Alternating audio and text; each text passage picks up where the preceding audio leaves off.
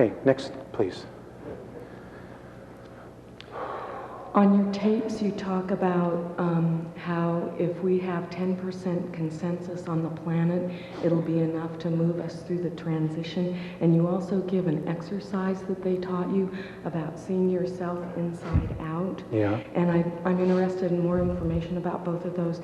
And in this talk tonight, you've spoken about transfers, and I'm not sure what those are. Thank you for being here. Thank you. Transfers? When you first started speaking,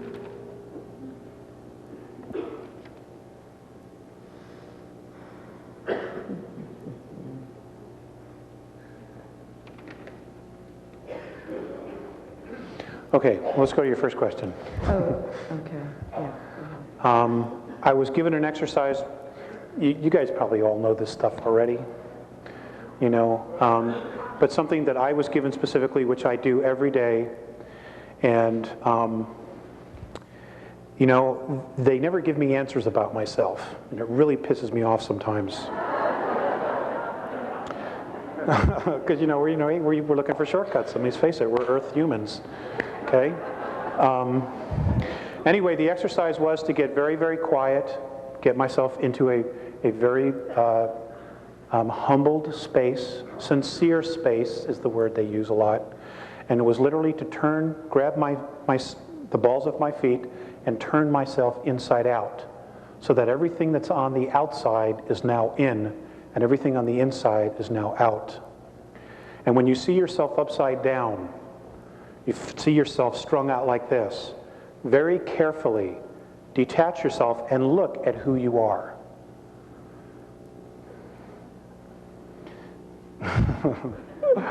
Don't get scared, just work with it. Okay? I mean, that's really the only exercise they've given me. I've had to develop my own things, and you know, I'm still working with those.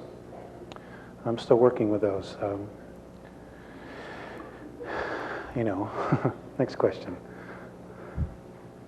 I'm fascinated. First of all, thank you very much. You're welcome. Thank you. Living your life the way you're living it. I'm fascinated with the language of geometry that I'm learning comes from deeper levels, and I'm wondering if you have, or there are exact renditions of those symbols that could contain, for example, a phi ratio or a pi, or like I know the circles could be exact and they have a meaning. If they're a little off, they don't. Do you know if there are exact symbols that could have like the phi ratio in them, or you just drew them like? Okay, that's a great question. I tell you what, I've never asked that question because it's always in my head. But what I will do is I will ask the specific dimensions and what tones and frequencies, and I will give them to Val Valerian so that he can put them on the web or get it to you guys. Okay? I will ask that.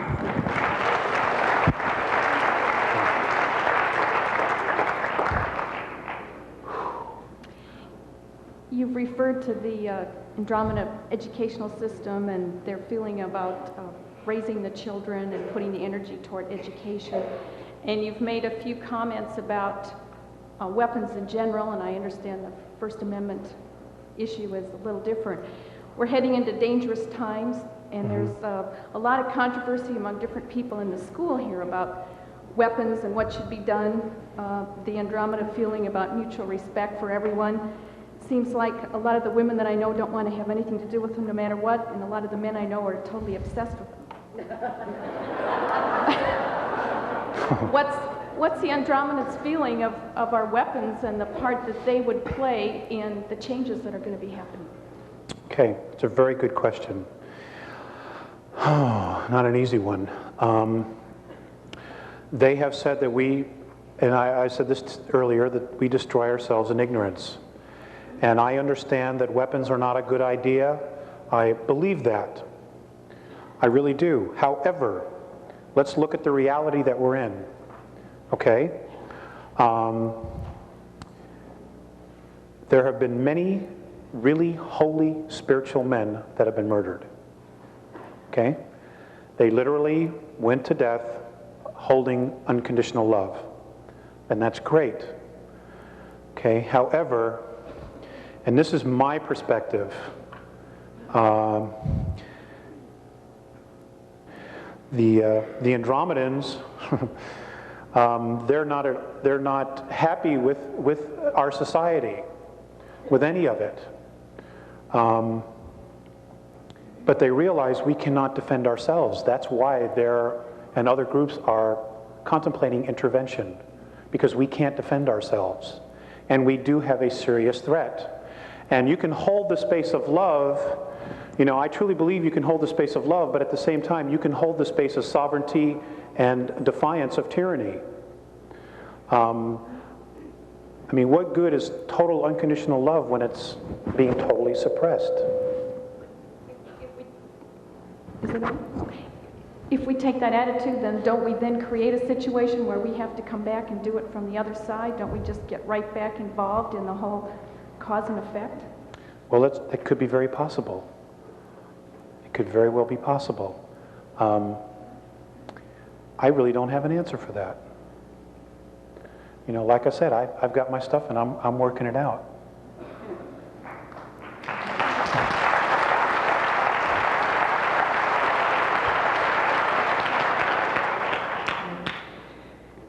The symbols that you drew on the board, are they considered a universal language, or are they part of the Andromedan culture? And also, are the Andromedans taught to focus on those symbols in order to create reality like we are here in the school? Good question. I do not know if they're universal. Again, I've only met 2 other races with the Andromedans. I did not speak with them, but I saw them and then was told later who they were.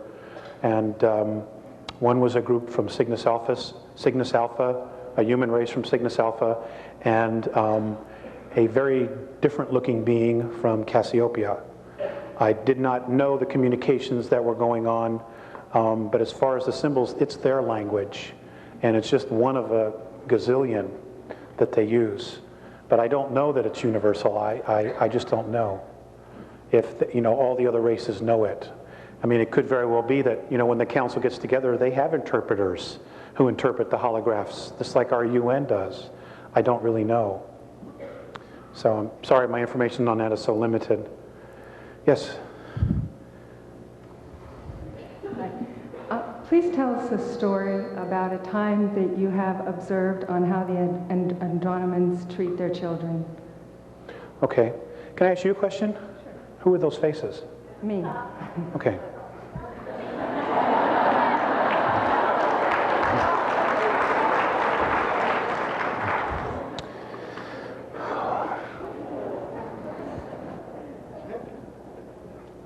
They treat their children like adults. I understand that they birth in water. The gestation period is 8 months. The children come out and they have full cognizant memory of who they were the life before. So there is a continuous evolution, life after life after life. Now, during the period between incarnations, and I don't know if this happens for all the beings on fifth density or not, the oldest and the wisest, who have the most experience, teach the youngest. So it's not where they withhold anything.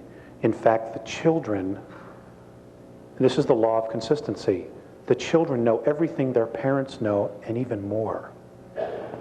And there's no attitude with the parents. This is something they want because their pride is in their race. And I wish we had the same philosophy. God, we dumb them down with cartoons and stuff like that.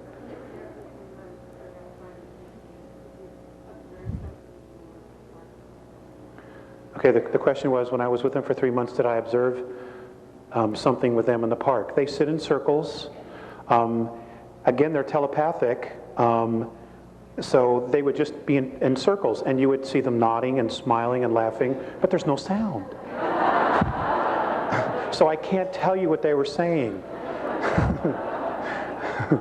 You know, it would be like if you went to a convention of deaf mutes, you know, and it's just sign language. You have no clue what's going on. You know, but they're talking about incredible things, I'm sure. Things that are probably way over my head, and most things are actually. So, but they treat them like adults. And again, they teach them everything from a very young age. I mean, they go to school for 150 years. You know, God, you got to pick up some stuff after that. You know, and there's no home ec and stuff like that. I mean, it's like real educational stuff. You know, no car mechanics 102 or anything like that. Yes, sir.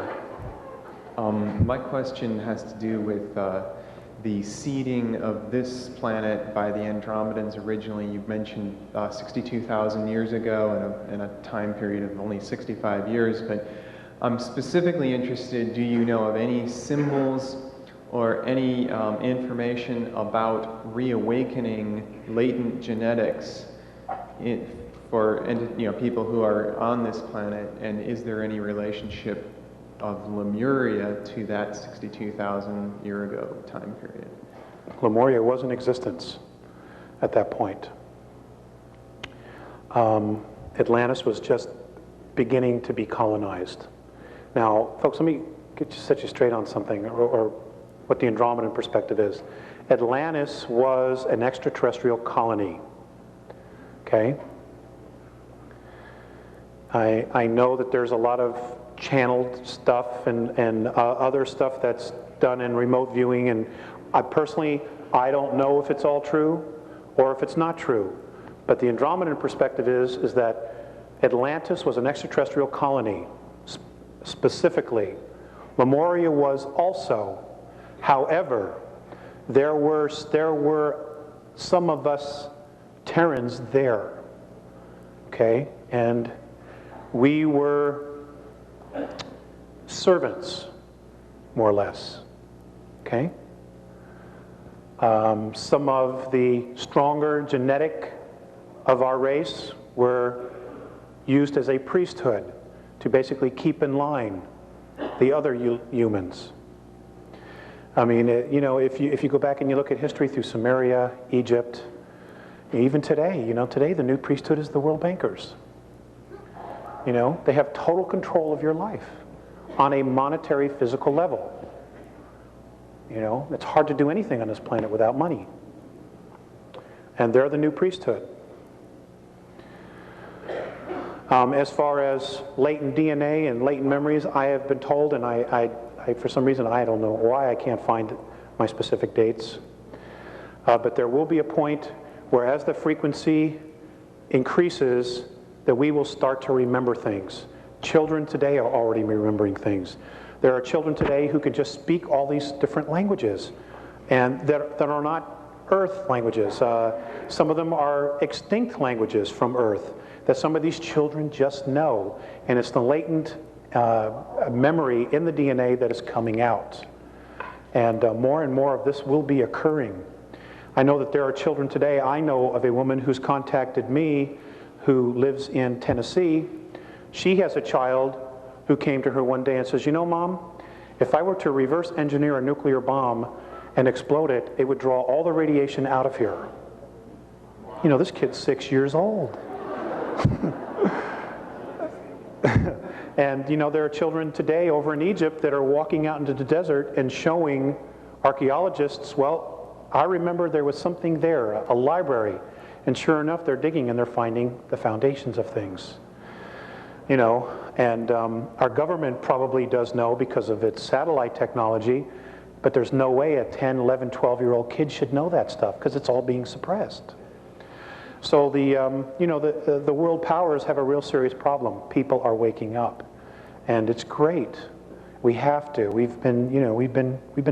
Our heritage has been denied us. We've been robbed of it. And don't let it go. Don't let it go. We need to know who we are. Thanks. That was a good question. Yes, ma'am. Let's just take a few more, okay, folks? I'm pretty tired. Okay, 2 more. If there's 2 people. Yes, ma'am. I wanted to know, you said they were taking with children. and the eating of children or the eating of people. And then while I was down there, you talked about the eating of children or people. And while I was there, you said it was because of the purity of the passion and emotion brought up the fear, the high fear, and the high adrenal activity was attractive to them.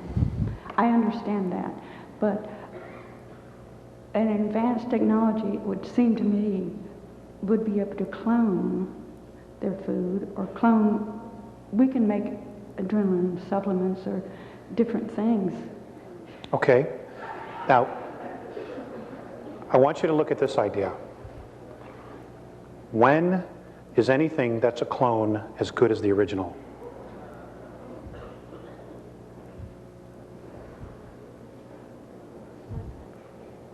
Okay. What you fail to realize is, yeah, they can create clones, and they have human clones, but you cannot put soul in it. Okay.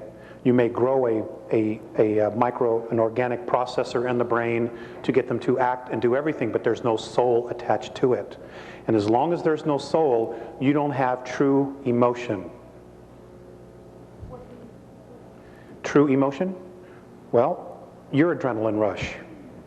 Okay, if I were to go over and do something to you and scare the hell out of you, okay, you would have a very serious emotional rush. Okay? They're addicted to the peaking of that emotional rush. It's like a narcotic to them because they don't have it. That's why they're so interested in us. They're numb.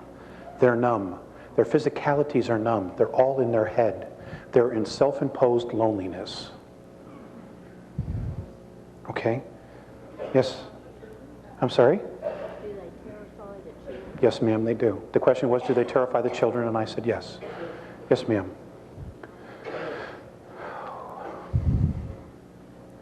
Thank you for coming. You're welcome. Thanks for having me. Do you have any information that you can give us that would shed light on the mystery of gravity on this plane? And is it indigenous to this planet, or is it a mutation? And Say that again. Is there what? Is it indigenous to here, to the solar system? Gravity? Yes, to Earth, or is it a mutation? And would it disappear when the frequencies begin to raise? Okay.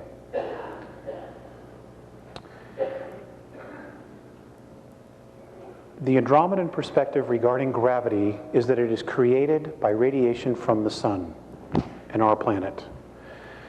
We're told that it's the rotation of the planet on its axis. Their perspective is that it has to do with radiation from the sun. And they say that any physical body that is 29 miles or larger has a gravitational field. They have gravity on the Andromedan craft, and I would assume that's for a reason, so that they could get more done, so they're not just floating all over the place.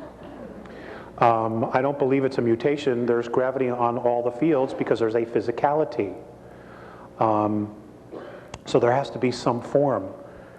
Whether or not it's going to totally disappear, I think as we move through 3, 4, and into 5th, I think we will deal with a totally different type of gravity as we know it.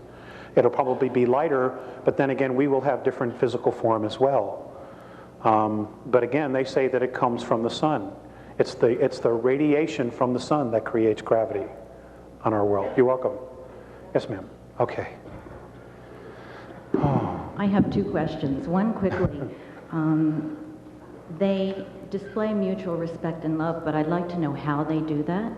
And the second question, in our society, all of our myths and legends seem to be blueprints for our lives. And I'd like to know what kinds of myths and legends, if they have them, that they have.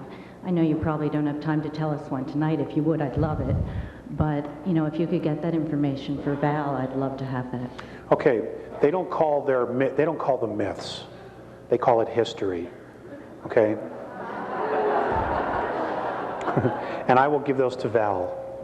All right? And you're right, there's a lot, but it's history. We have taken truth and shrouded it as myth because we're hiding an agenda. How do they show mutual respect? They just honor every aspect of their life and everybody else's life.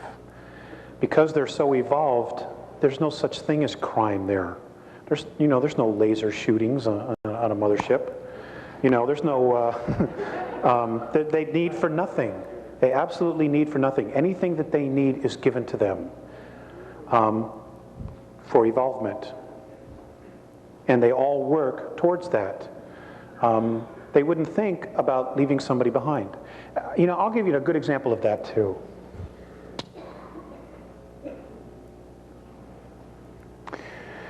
There was a ship, an extraterrestrial craft that was apparently shut down in 1985. I believe it was 1985. And it was a human being from Tau Ceti who literally got too close, and he was shot down. I understand that our military was able to take him, took him underground somewhere in Arizona, put him on a car, a train, took him underground to North Dakota, where they started doing some really horrific things. Morane told me that a Tau Ceti fleet wanted to come in and invade our planet, particularly North Dakota, to get this guy back. Okay? And it was literally the Andromedans and the Pleiadians, a benevolent group of Pleiadians, that stepped in and said, whoa, no, not yet, it's not the time. That's mutual respect. It's not leaving POWs in Vietnam because you promised the government $3 billion. It's not leaving men in North Korea because you lied, because you're dealing drugs. You don't want everybody else to know. That's not mutual respect. They would never ever think to do something like that. And those are things, those are characteristics we need to look at. Because there are many in this room that probably know about that. I mean, there are right now, as we are standing here right today, there are 117 men still left in SPOWs, but they're not in Vietnam. Okay, they're being held in northern Laos.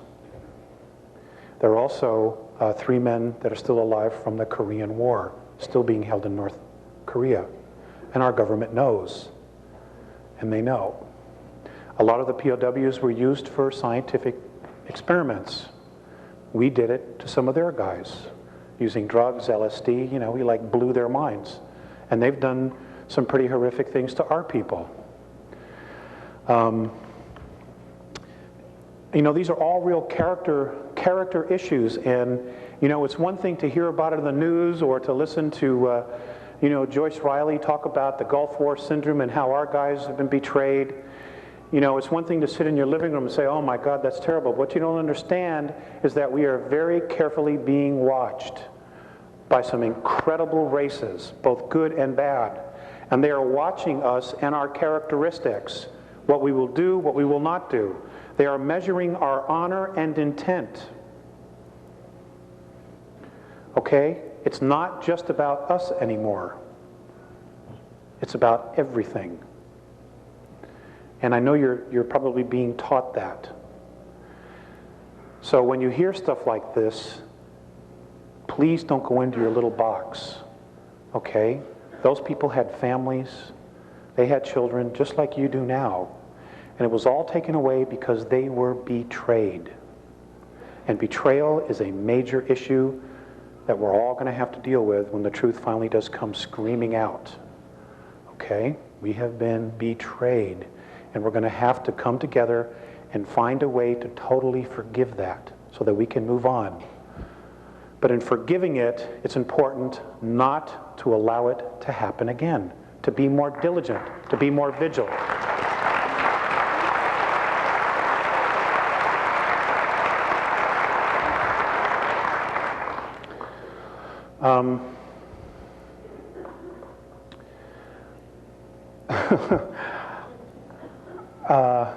I'm so tired. I don't even have my notes. Okay, it's on the internet. All right, the Earth Changes, it's on the internet. Most of you already know. Okay, you're looking for dates, specific dates, what time, so on and so forth. That's not important. It is definitely coming, but it's all a probability as to when. All right? but there are more people negatively polarized on the planet that it's almost a sure thing that it's going to happen at this point. The internet is a leading edge research group. I'm sorry? Yeah, he's free to do whatever he wants. None of this has a copyright. None of the tapes, the newsletters, nothing. You know, it's not mine. I don't own it. I'm just here to deliver it. So you can do whatever you want with it. Just don't change the intent, okay? Just don't change the intent. Alex, we have some of your newsletters that you sent, and I'm going to have them in the bookstore for people. There's not enough for everybody, but there's quite a few for those of you who are interested. We'll also post the address for that newsletter for everybody, so if they want to get those kinds of specific dates, they'll be available to them. Yeah, that's a good idea. It is behind the one we see. Here, I'll show you what I mean. Okay, this is the sun. This is Earth and her moon. The second one is smaller, it is behind it. If you're standing on Mars, you see it. Okay? You see it. As it turns, now the reason it was done, the reason our planet was moved is because the surface could not handle the radiation of two suns after the last war that was here. So they had to do something about moving it. Now, when I asked, well, who moved this? The response I got from RNA, and this is the only answer I got, was that this is something the Pleiadians had to answer. So I don't know if there's an agreement for them to bring this information out, or if they were responsible for it. I don't know. Okay? But apparently there is some evidence coming to light that they clearly suspect that there are two. Okay. Let's see. Hold on. I want to end this with. I want to read something, and I want to thank the gentleman in the back for bringing this up. I have a very deep respect for the Native Americans, and I just think that they're great. They have really tried to hold on to their integrity through it all. They themselves, which I witnessed at the Star Visions conference, still have major prejudices with the white race. And whether they're justified or not, what happens to us happens to them. So we all need to drop it, and we need to come to the table. We need to bring all the wisdom to the table so that we can figure out together how we're going to deal with the situations that are coming. There are still some Native Americans that choose to withhold information regarding the star nations, the star races. That's okay, that's fine. What I can tell you is that there will be others coming up behind them and making sure that humanity gets the information. Because we have to know the truth. It's the only way we can make the right decisions. You cannot make the correct decision with only half the truth. It's still the wrong decision. Or it could still backfire because we don't know all the pieces of the puzzle. You know? And from what little I do know, it appears that all of you are truly blessed to be able to come to a school like this and get the information that you need so that you can go out and teach others. And folks, I want to stress this again. It is imperative that you take the knowledge that you have, that you've been given, and you teach others. We are running out of time, all right? We can really turn this around, but we have to do it right away, and you have to be committed to it. I mean, I can't stress this enough. I mean, time is so short as we know it. And, I don't think it's fair that 2/3 of the planet are not going to make it because they have not been told the truth. It just isn't fair. But, I didn't make up this game, or maybe I did, part of it. But if I did, then I'm an idiot, because it isn't working. Okay, it isn't fair. There are a lot of good people on the planet who are real simple people. And, they're just not being told the truth. Now, they may not want to believe it, but that's okay. At least you put it out there, and they made a choice. But unless it's put out there, they won't know that there's a choice. Okay, and that's all you can do. You're not really responsible for anybody else but yourself.